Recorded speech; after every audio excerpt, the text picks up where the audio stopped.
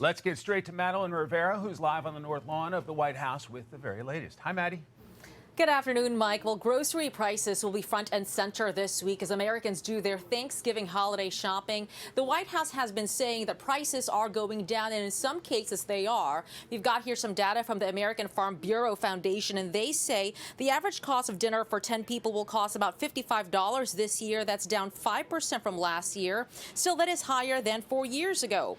Prices for stuffing, cranberries, and dinner rolls, they dropped, but other items like sweet potatoes, green peas, milk, and whipping cream have gone up.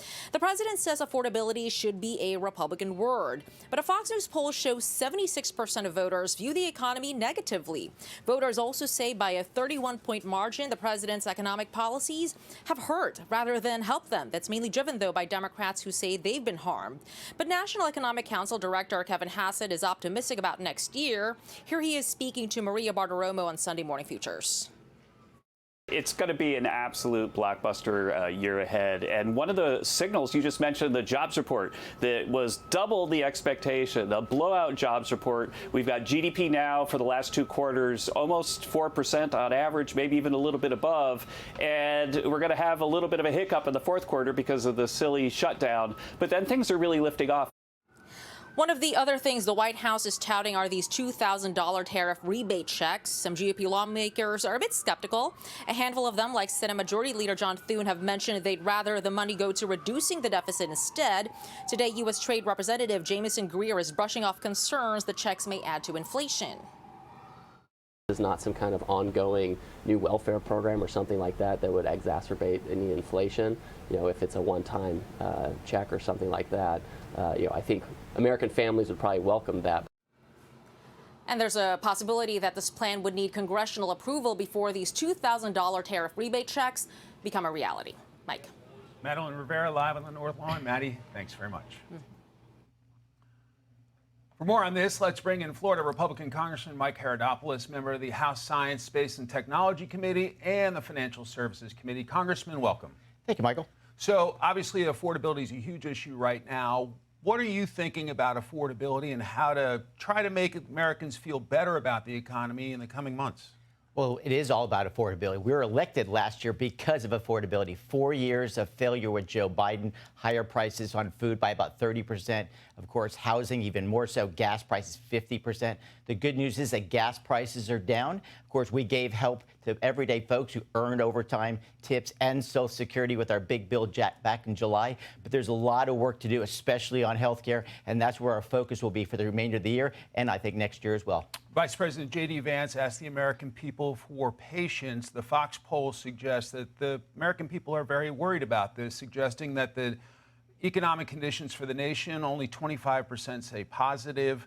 You personally, only 40% say positive. Your entire Republican conference is on the ballot next November. Do you have the time for people to actually feel better about the economy? Well, I hope so. And that's all we can do. All we can do right now is really work hard to try to bring down those prices. I mean, there's a lot of good news out there. There's more to do. Remember, we inherited a dumpster fire. I mean, when you talk about the problems they had the last 4 years, not only on the economy, but overseas, we were disrespected in every way possible. We are really turning it around by securing the border, leading in places like Israel, let alone now in Ukraine. We're doing positive things, but it takes a while to get this thing going. But we want to move in the right direction, and that's why we lowered taxes, the regulatory environment. And remember, what is the rest of the world saying? They want to invest in America. You're seeing not billions, but trillions of dollars invested in America. It's going to take a little while to push that through. But the good news is that inflation's static right now, but we want to drive that down. And the best way we can do it is by offering more money back to the public by stimulating the economy. 6 national security Democrats raised eyebrows this week, putting out a video telling our military members and national security professionals that some orders are optional. You don't have to follow, quote, illegal orders. Senator John Barrasso weighed in on that today. Let's play it, and I'll get you to react.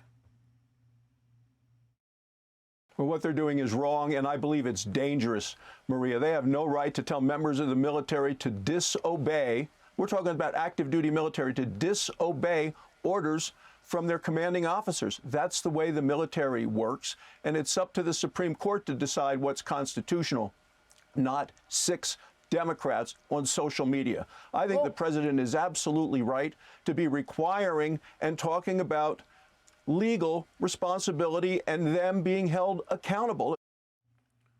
What's your reaction to this controversy? Welcome to the Confederacy. I mean, this is literally what Jefferson Davis and the Democrats talked about before the Civil War began, denying the common sense idea that we actually have a federal government.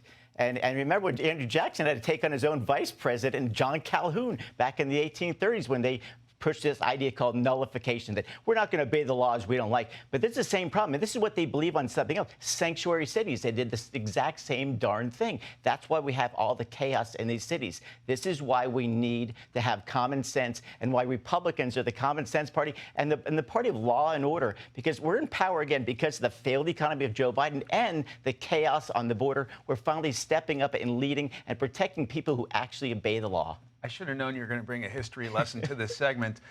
President Trump says those Democrats should be in jail.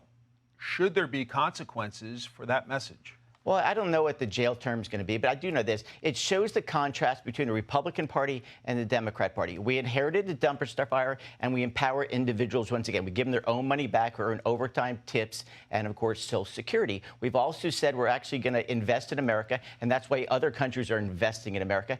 And what's the alternative? The Democrats' plan is, let's go back to Joe Biden's economy. Let's restore spending on things like NPR and programs like USAID. That's their plan, to go back to Joe Biden's economy. I find that unacceptable. And when we show that contrast, I think the American public is going to say, hey, these guys are acting in the best behalf.